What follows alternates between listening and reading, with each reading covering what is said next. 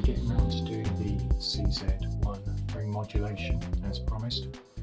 So I'm going to set up a basic patch, and then from there I'm going to experiment with the ring modulation. Let's see how applying certain settings will change the ring mod sound, and give us some idea of how we could use that when we're creating our own patches. Right, well, the first thing that we need to look at here is how to access the important controls related to ring modulation. There's only one control that is specific to ring modulation, and that is turning it on. It's as simple as that. But in terms of really getting the most out of it, all of the functionality goes somewhere else.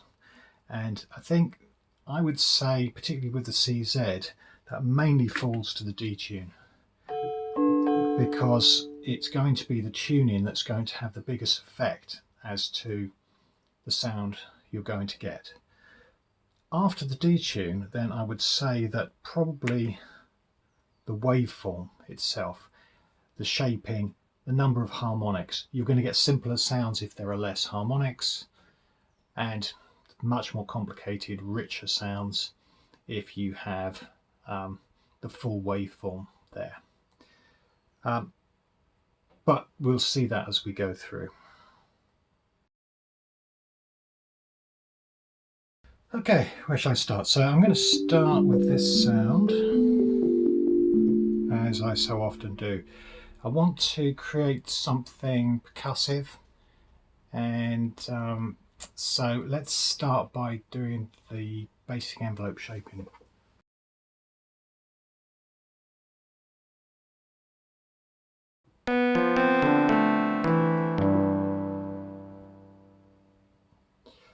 Let's leave it with that at the moment. I think that will kind of do the job, so that's fine.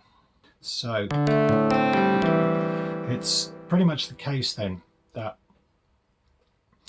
if you stay on the octaves, you should get a reasonably coherent sound. If we go up in octaves, we start to get something which sounds a bit more FM. So certain harmonics which wouldn't normally be emphasized are starting to get emphasized here. So we've just gone up one octave there. It's a bit more fizzy, zingy. Let's go up another one. And that trend then increases. I mean, we're starting to get into harpsichord territory here.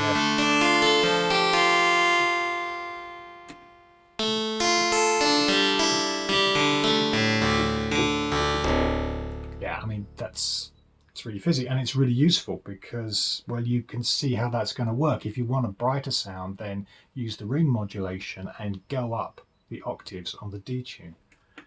3 is our maximum.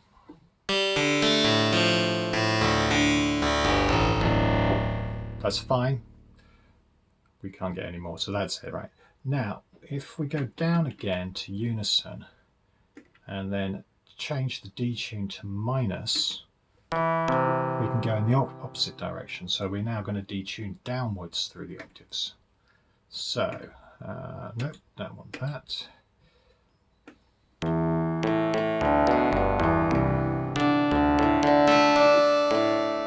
So we could expect darker, duller sounds here. Okay. We're actually beginning to get to that point where we're starting to touch on the subsonic, the sub-bass. It's like a really low pipe organ type sound.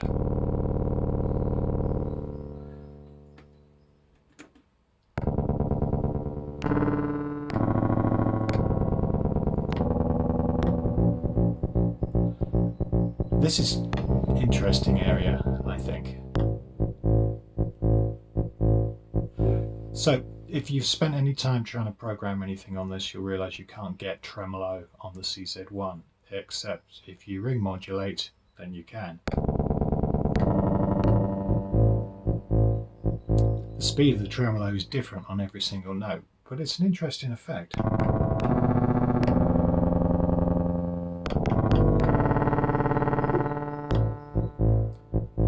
That's very slow. But there's something interesting here. It fails at that point. So the lowest note you can get this effect is on that A.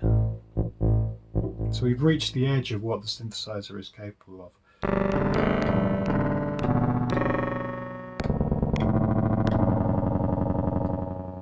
And I think that's quite an interesting area. Now, octaves aren't the only coherent relationships that we've got. So the octave is the 2-to-1 relationship between frequencies. But if we start working with fifths, then we'll get a similar sort of effect. The problem with CZ is that it doesn't stick to certain standards. The note tuning is fine, but the fine tuning, it only goes up to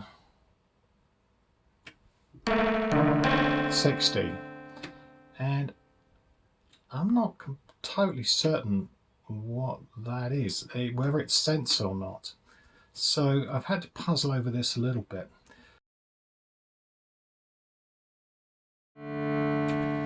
So it looks like the closest we can get to an absolute perfect fifth is going to be note 7, fine 0, 1. Okay.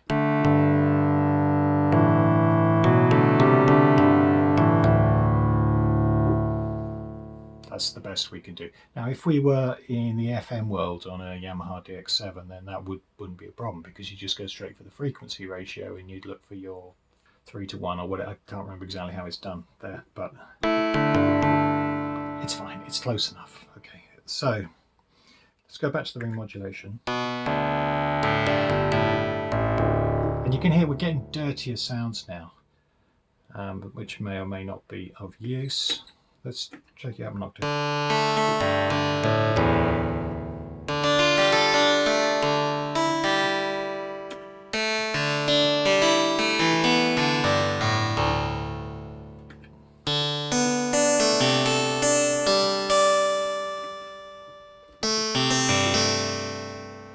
So in many ways it's not that different. You've got a different selection of sounds and tones, but it's still very coherent. And we can do this with every musical interval. That's interesting. So the lowest note that we can go now on the -3 octaves is now a fifth up. That shouldn't be a surprise, should it?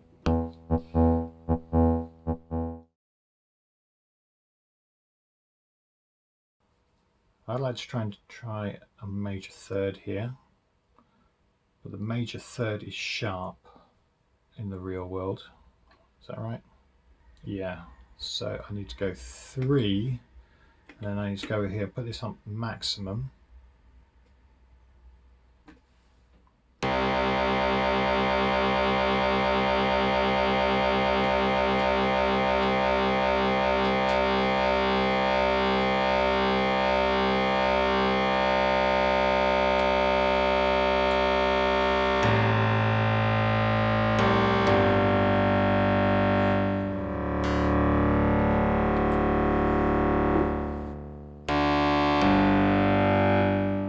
Yeah, so that's perfect major third.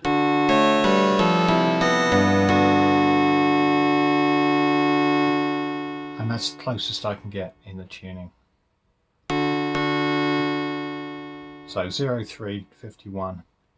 The minor third is going to be closer to the 3. So if I go right the way down. So that seems to be the closest I can get, 0, 3, 10.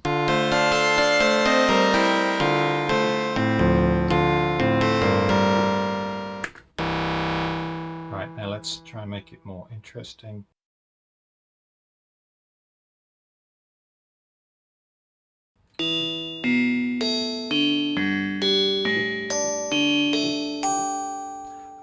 I think in many ways actually that sort of shows that less is more. In terms of the wave shape, we're only going up to level 18, which isn't very much at all.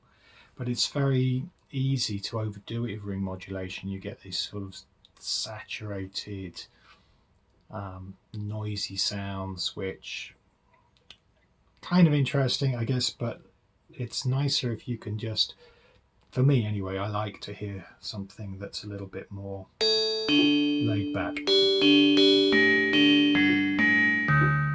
So tuned to a minor third. Nice and bright. Let's go back to the D tune again. I'm going to perhaps take that down a little bit.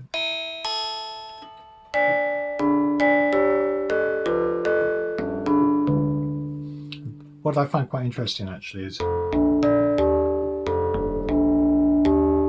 that's nice, isn't it?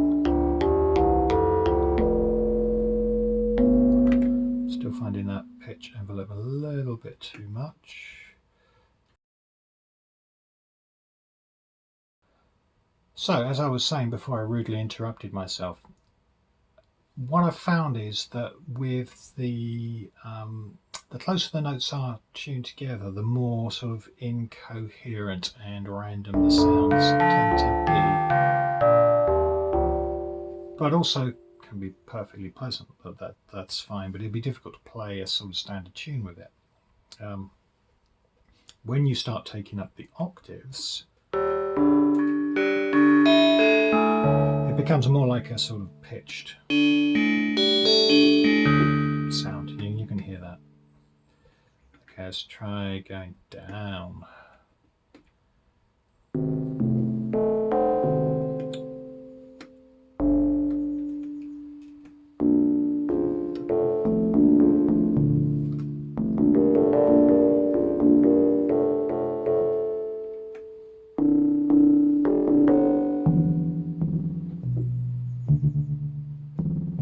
I really like these sounds at the bottom actually.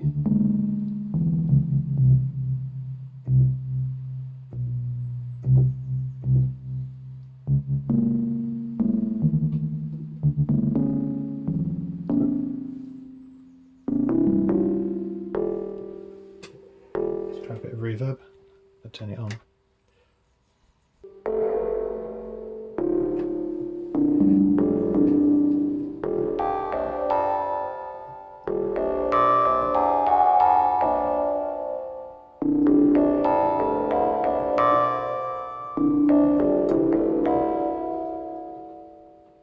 Be easy to start losing yourself and writing a piece of music at that point.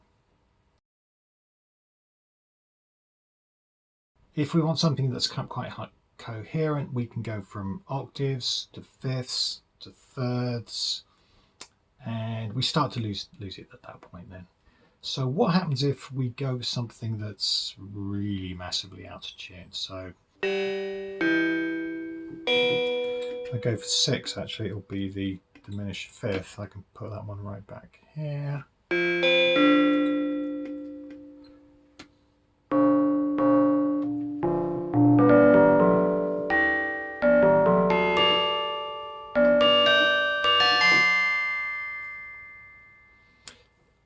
I think at this point it doesn't really matter. You can do whatever you want to do. Now that's well out of tune, but it sounds fine, and it's also kind of close as well, so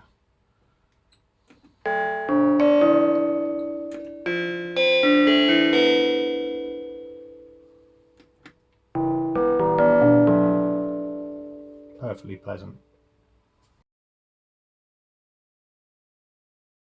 Let's think about that. So maybe we can try a couple of the different waveforms as well.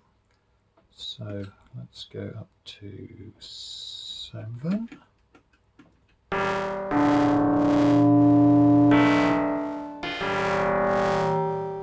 Wow.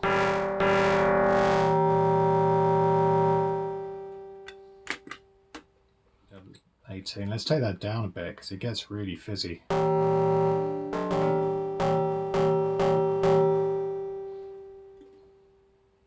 So I'm going to take that right up, see what it sounds like then.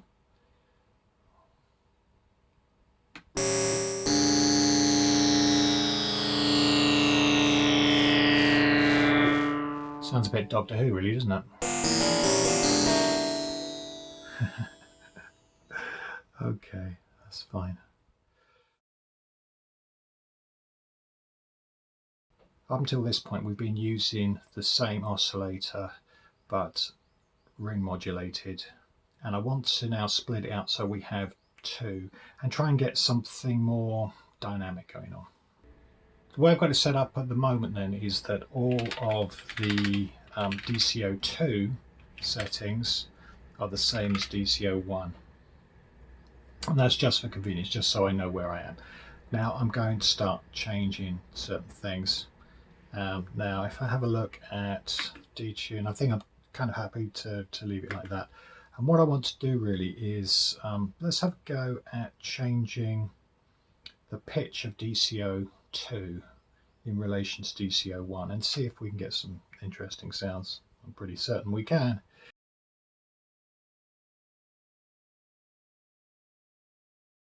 Okay, so let's get a bit more release on that.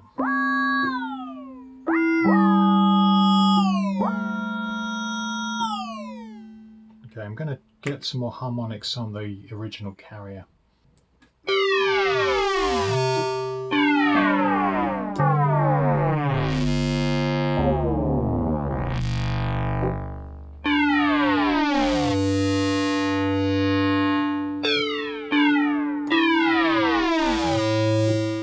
I think this is one of those circumstances where it would be good to be able to turn off the carrier, because what I really want to just play with is that sweep, that ring modulated sweep, but I can't, there's no way to do that.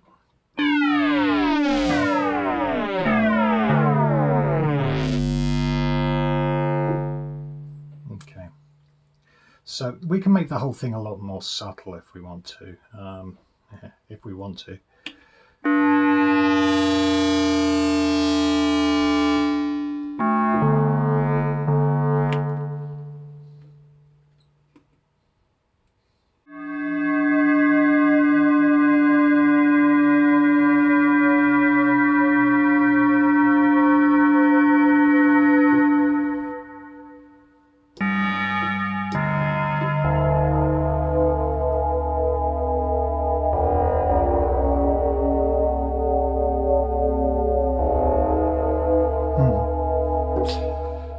That's pretty good, isn't it? Everything sounds good with a bit of reverb on it though, doesn't it?